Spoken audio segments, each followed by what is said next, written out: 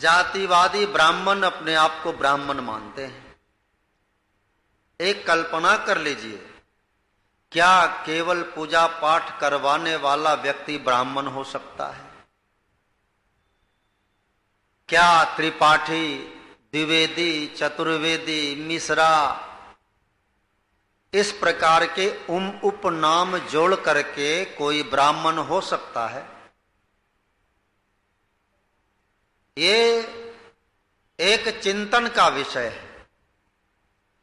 यूं तो आर्य समाज ने ब्राह्मण का विरोध कभी नहीं किया, क्योंकि ब्राह्मण जो होता है समाज का सबसे मुख्य अंग होता है, और उस मुख्य अंग को हम अपने जीवन से अलग नहीं कर सकते। बस केवल थोड़ा सा समझने का अंतर है कि जो मनुष्यों ने ब्राह्मण की परिभाषा चलाई उसे माने, या जो ऋषियों की परंपरा में ब्राह्मण शब्द है या ब्राह्मण व्यवस्था है उसको माने। हे ऋषि दयान ने चिंतन दिया है। ये शरीर हमारा है, परमात्मा ने बहुत ही सुंदर हमारे इस शरीर का सृजन किया है, और इस शरीर को जिधर ले जाइएगा शरीर उधर जाएगा। इसको ले जाने वाला कौन होता है? मन।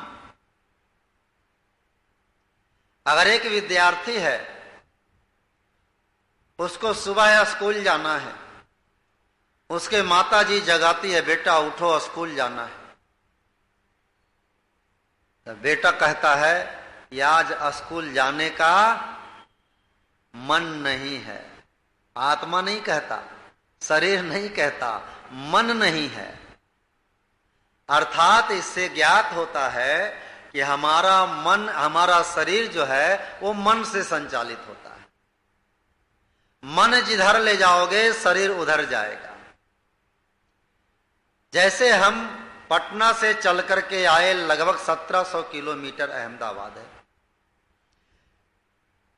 मेरे को आमंत्रण दिया गया हरि भाई के माध्यम से कि सितंबर में 1 महीना के लिए आपको आना है। मैंने स्वीकृति भी दे दी, आ जाएंगे, टिकट भी बनवा लिया। 2 दिन पहले मेरा मन ये कहता कि हमें अहमदाबाद नहीं जाना है। हम कोई भी बहाना लगा देते। अब हरि भाई तो देखने नहीं जा रहे थे हमें, लेकिन मन ने कहा नहीं, आपने स्वीकृति दिया है, आपको वहां जाना है। तो मेरा मन तैयार हुआ तो तन भी तैयार हो गया, और इस तन को ट्रेन पे बिठा करके मन यहां तक लेकर के पहुंच गया। कहने का अर्थ ये हुआ कि मन हमारे शरीर को चला रहा है, और इस शरीर को हम किस दिशा में ले जाएं, ब्राह्मण बनने की दिशा में, या क्षत्रिय बनने की दिशा में, या वैश्य बनने की दिशा में, या शूद्र बनने की दिशा, किस दिशा में ले जाएं यह हम पे निर्भर करता है। करता है कि नहीं? ऋषि दयान जी महाराज ने इसीलिए कह दिया मनुस्मृति का सूत्र दे करके, मनः सत्येन शुध्यते। अपने मन से हमेशा, अपने मन को हमेशा सत्य से शुद्ध रखो, परिमार्जित रखो, ताकि तुम्हारा मन अच्छे दिशा में चल सके, वैदिक पथ का पथिक बन सके। और ये मन ही हमारे शरीर को ब्राह्मण बनाता है। उदाहरण देते हैं,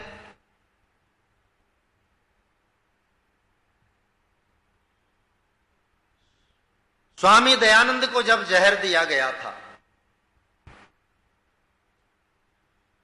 तब लाहौर आर्य समाज को एक पत्र मिला कि स्वामी दयानंद जी महाराज को जहर दे दिया गया। तो लाहौर आर्य समाज चूंकि उस समय आर्य समाज का केंद्र था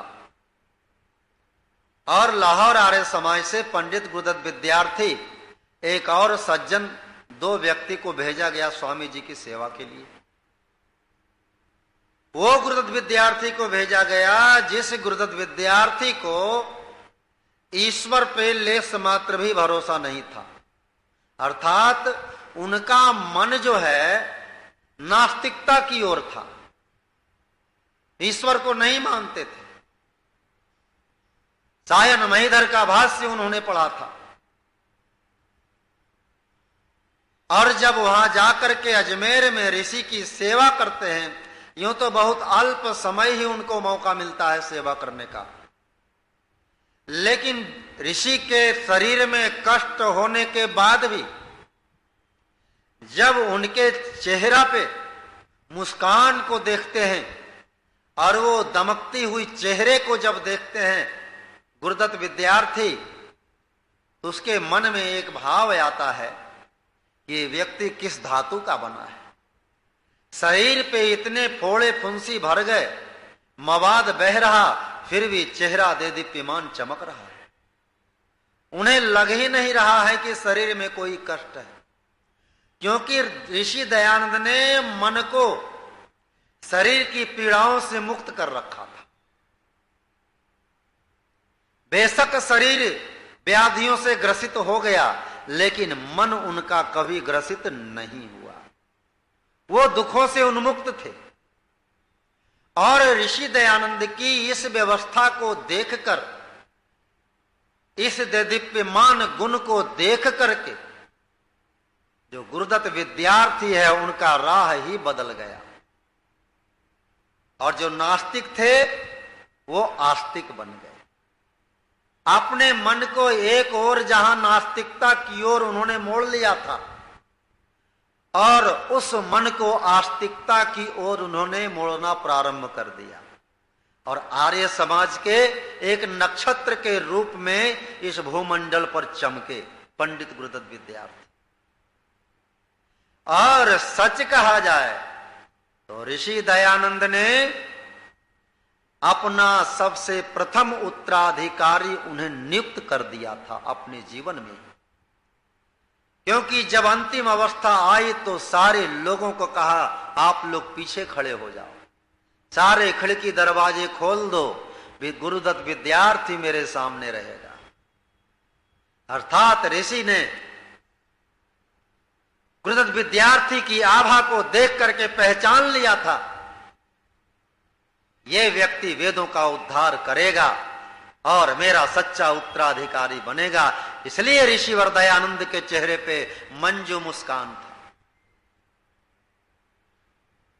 हम ऋषि के उस अंतिम क्षण से भी प्रेरणा ले ले तो मृत्यु से कभी भय हमें नहीं लगेगा। यह होता है मन के माध्यम से शरीर को तैयार करना, बनाना। ब्राह्मण का गुण ऐसे ही आता है। हमारा शरीर ब्राह्मण के गुण से सराबोर होना चाहिए। ऋषि कहते हैं कि ब्राह्मण के गुण शरीर में धारण करने के लिए अनेक संसाधन है, साधन है। व्यक्ति जब उन साधनों को अपने शरीर में धारण कर लेता है तो वो सच्चा ब्राह्मण बन जाता है। ब्राह्मण के बगैर हम स्वस्थ समाज की कल्पना नहीं कर सकते हैं। और ऋषि दयानंद ने आर्य समाज के प्रत्येक सदस्य को ब्राह्मण बनने की प्रेरणा दी है। और कितना बड़ा ब्राह्मण बन पाओगे ये तो आप पे निर्भर करता है। ऋषि ने कहा है सबसे पहले ब्राह्मण बनना चाहते हो तो सकल विद्या को पढ़ो और पढ़ाओ। अर्थात जो वेद विद्या है उसके ज्ञान को अर्जित करो और अर्जित करके दूसरों को भी पढ़ाना सीखो। ये पहला साधन है ब्राह्मण बनने का। अगर हमारे घर में वेद नहीं है, हम वेदों का स्वाध्याय नहीं करते और कहते हैं हम ब्राह्मण हैं, ये तो मुंह चिढ़ाने वाली बात है। आप महर्षि मनु को मानते हो तो महर्षि मनु के इस प्रमाण को आपको मानना पड़ेगा। पहले वेद विद्या का अध्ययन करो और वेदों का प्रचार करो, आपका ब्राह्मण गुण वहीं सफल हो जाएगा। दूसरी बात, ब्रह्मचर्य आदि सत नियमों का पालन करना। व्यभिचारी बन करके ब्राह्मण कोई नहीं बन सकता। बहुत सारे व्यभिचार को पकड़ करके और उपदेश देता फिरा और जेल में गया। कितने जेल में बंद है। इसलिए ऋषि कहते हैं कि ब्राह्मण का गुण धारण करने के लिए ब्रह्मचर्य व्रत का पालन करना होगा, तभी सच्चा ब्राह्मण बन पाओगे। महात्मा विदुर बनोगे, चाणक्य बनोगे, दयानंद बनोगे और तभी तुम्हारी पूजा होगी, अन्यथा कभी पूजा होने वाला नहीं है। ब्रह्मचर्य व्रत का पालन करना मनुष्य का बहुत बड़ा कर्तव्य है। उसके बाद ऋषि कहते हैं अग्निहोत्र आदि होम को करना। ब्राह्मण का 6 कर्म नियत है शास्त्रों के माध्यम से। वेद का पढ़ना पढ़ाना, यज्ञ का करना कराना और दान लेना दान देना, ये 6 कर्म ब्राह्मण के हैं। ब्राह्मण का मतलब ये नहीं हुआ कि हम केवल दान लेते ही जाएं और दान नहीं करें, ये ब्राह्मण का गुण नहीं है। जब ब्राह्मण वेद विद्या को अपने जीवन में स्थापित करेगा, अरे सबसे बड़ा दान तो वेद विद्या का दान है, आप वेद विद्या का दान देते जाओ। अगर परमात्मा ने आपको धन का सामर्थ्य दिया है तो धन का भी दान करने में ब्राह्मण को पीछे नहीं हटना चाहिए। जिस समय ब्राह्मण में ये त्याग वृत्ति आ जाती है, वो साक्षात ब्राह्मण देवता बन जाता है। लोग उस ब्राह्मण का सम्मान करते हैं, उसकी पूजा करते हैं। इसलिए अग्निहोत्र आदि का करना नित्य प्रति करना। और आगे ऋषि कहते हैं कि पक्षेष्ट आदि यज्ञ को भी करना। पूर्णिमा और अमावस्या का यज्ञ भी करना चाहिए, निश्चित रूप से करना चाहिए। सुसंतानों की उत्पत्ति करना, उत्तम संतान का निर्माण करना। जब व्यक्ति विद्वान होगा, ब्रह्मचारी होगा, तो उसकी संतान तो उत्तम कोटि का होगा ही होगा, नहीं का कोई सवाल ही नहीं। इसलिए सुसंतान आदि का निर्माण करना ब्राह्मण का कर्तव्य है, ब्राह्मण बनने का साधन है। उसके बाद पंच महायज्ञ को अपने जीवन में उतारना। ब्रह्म यज्ञ, देवी यज्ञ, पितृयज्ञ, बलि वैश्वदेव यज्ञ, अतिथि यज्ञ, ये पंच महायज्ञ जब हमारे जीवन में उतरेगा तो ब्राह्मणत्व का संसाधन हमारे जीवन में आता चला जाएगा। केवल ब्राह्मण का ये काम नहीं जाकर के पूजा पाठ हवन कराना, संस्कारों को करवाना। पहले अपने जीवन को खुद संस्कारित करना, और संस्कारित व्यक्ति ही संस्कार को कराने का अधिकारी होता है। कुसंस्कारों से कभी भी संस्कार नहीं कराना चाहिए। भाई, हम जब संध्या नहीं करेंगे पंच महायज्ञ के माध्यम से, तो हमारे अंदर में ब्राह्मणत्व का गुण नहीं आ सकता। हम कहीं न कहीं विचलित हो जाएंगे, हमारा मन उद्विग्न हो जाएगा, हमारे अंदर त्याग की वृत्ति नहीं आएगी। जब तक ब्रह्म यज्ञ नहीं करेंगे, क्योंकि मनसा परिक्रमा का मंत्र बताता है, योस्मान द्वेष्टि यम वयम दिस्मस्तम भोजम में दद्मः।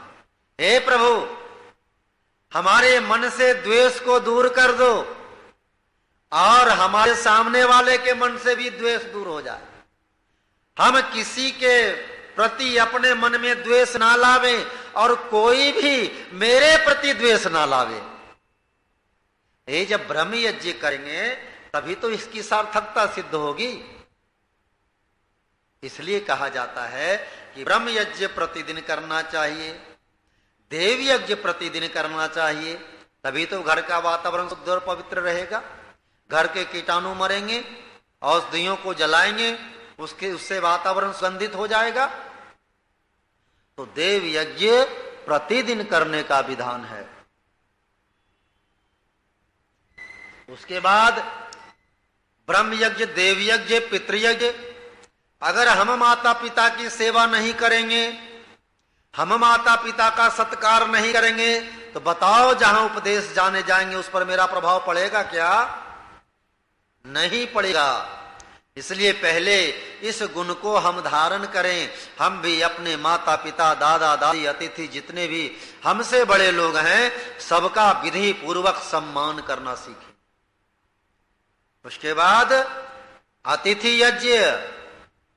हमारे घर में अतिथि आवे, अगर अपने मन से ना आवे तो हम बुलावें उस धर्मात्मा को, उस विद्वान को बुला करके अपने घर में भी सत्संग करवावें, ताकि हमारे घर के परिवार के लोग उस विद्वान से कुछ सीख सके वेद विद्या की बात। तभी हमारा अतिथि यज्ञ पूरा होगा। और बलि वैश्य देव जी के माध्यम से संपूर्ण प्राणियों को हम भी भोजन कराना सीखें। केवल हम ही नहीं करें, दूसरों को भी भोजन कराना सीखें। ये पंच महायज्ञ प्रत्येक व्यक्ति को अपने जीवन में स्थापित करना चाहिए। और जो ब्राह्मण बनना चाहता है उसके लिए तो विशेष आवश्यकता है कि पंच महायज्ञ के बगैर ब्राह्मण नहीं बन सकता है। और जब पंच महायज्ञ का गुण हमारे जीवन में आ जाता है तो हम ब्राह्मण बनने में एक कदम आगे बढ़ जाते हैं। उसके बाद शास्त्रकार कहता है कि यज्ञों के सेवन से इस शरीर को ब्राह्मी अर्थात वेद और परमेश्वर की भक्ति का आधार रूप ब्राह्मण का शरीर बनना है। अर्थात परमेश्वर की भक्ति की शिक्षा भी मिल रही है। हमें ईश्वर की आज्ञा का पालन करने की प्रेरणा दी जा रही है। और जब हम ईश्वर भक्त बन जाएंगे, इन सारे कर्मों को करते हुए इन सारे साधनों को में स्थापित कर लेंगे, तो हम सच्चा ब्राह्मण कहलाएंगे। इसी का नाम है ब्राह्मण गुण को धारण करना। इसलिए बंधुओं, आज आवश्यकता ऐसे ब्राह्मणों की है जिसने ब्राह्मणत्व के सारे गुण अपने जीवन में धारण कर लिए। नहीं तो केवल ये जातिवादी ब्राह्मण से समाज का कल्याण नहीं होता, समाज का नुकसान होता है। लोग कहा करते आर्य समाज तो ब्राह्मण को मानता ही नहीं। अरे आर्य समाज जितना बढ़िया ब्राह्मण का सम्मान करता है उतना बढ़िया तुम भी नहीं करते हो। क्या मैं उस जातिवादी ब्राह्मण का सम्मान करूं जो हमारे दान दक्षिणा से गुटखा बीड़ी सिगरेट पीता खाता है? क्या उस ब्राह्मण का हम सम्मान करें, जातिवादी ब्राह्मण का जो हमारे दान दक्षिणा से मांस आदि भक्ष्य पदार्थों का सेवन करता है? क्या ऐसे ब्राह्मणों का हम सम्मान करें? ब्राह्मण कर्म के आधार पे बनता है। जन्मना जायते शूद्रो संस्कारात द्विज उच्यते। हम ब्राह्मण के संस्कार को अपने जीवन में स्थापित करने का प्रयास करें, निश्चित रूप से हम ब्राह्मण बन जाएंगे। और आर्य समाज इसी की प्रेरणा देता है। आइए हम सब सच्चे ब्राह्मण बनने का प्रयत्न तो कर लें। हमारा जीवन भी प्रेरणा का स्रोत बन जाएगा, समाज में नई क्रांति का संचार करेगा। इसलिए बंधुओं, माताओं, बहनों, ऋषि दयान जी महाराज ने जो विद्या हम सबको दिया है, उस विद्या के माध्यम से हम अपने जीवन में ब्राह्मण गुण का संचार करें, तभी हमारी विजय होगी और हम आर्य समाज के कार्यों को सफल कर पाएंगे। ये बहुत ही सुंदर पाठशाला है आर्य समाज, जिसमें जीवन के उन्नति के सारे साधन छिपे हुए हैं। कैसी पाठशाला है, ध्यान पूर्वक सुन लीजिए। ऋषि दयानंद के मन मंदिर से, ऋषि दयानंद के मन मंदिर से निकला अद्भुत ज्वाला है। आर्य समाज मानव निर्माण की सर्वोत्तम पाठशाला है। आर्य समाज मानव निर्माण की सर्वोत्तम पाठशाला है। माता पिता आचार्य तीन उत्तम शिक्षक कहलाते हैं। धार्मिक विद्वान तो बालक भाग्यवान कहलाते। विद्या का बल बढ़ता जाता, खुले अविद्या ताला है। आर्य समाज मानव निर्माण की सर्वोत्तम पाठशाला है। 110 संस्कारों से पूरित जब जीवन बन जाता, तम के बादल दूर दूर तक नजर कभी ना आता। ऊर्जा से भरपूर जवानी लगता कभी न पाला है। आर्य समाज मानव निर्माण की सर्वोत्तम पाठशाला है। व्यवहार भानु में सत कर्तव्यों का पालन करवाते। व्यवहार भानु हमें सत कर्तव्यों का पालन करवाते। उत्तम शिक्षा सभ्य आचरण सुंदर पाठ पढ़ाते। वेद ज्ञान के अमृत रस को घोल घोल कर डाला है। आर्य समाज मानव निर्माण की सर्वोत्तम पाठशाला है। स्वमंतव्य मंतव्य प्रकाश से वैदिक मत समझाते। सर्वतंत्र सिद्धांत सनातन नित्य धर्म अपनाते। हर आर्यों के गले में डाला आर्य रत्नों की माला है। आर्य समाज मानव निर्माण की सर्वोत्तम पाठशाला है। सत्यार्थ प्रकाश अनमोल ग्रंथ है, जो आर्यों का प्राण। आंदोलन लाता जन गण में, करता जन कल्याण। खंडन खड्ग चलाता संजय, युद्ध कभी ना टाला है। आर्य समाज मानव निर्माण की सर्वोत्तम पाठशाला है। ऋषि दयानंद के मन मंदिर से निकला अद्भुत ज्वाला है। आर्य समाज मानव निर्माण की सर्वोत्तम पाठशाला है। इसी पाठशाला में हमें ब्राह्मण बनने की प्रेरणा दी जाती है, क्षत्रिय बनने की प्रेरणा दी जाती है, वैश्य बनने की प्रेरणा दी जाती है। और तीनों में कुछ नहीं बने तो अपने आप शूद्र बन जाओ, बनाने की आवश्यकता नहीं। इसलिए आइए बंधुओं, हम सब मिलकर के महर्षि दयानंद के इस पाठशाला से पाठ पढ़ते हुए विद्यावान बने, ऊर्जावान बने, ज्ञानवान बने और संसार में वेदों के उत्थान के लिए अपने जीवन को लगाएं।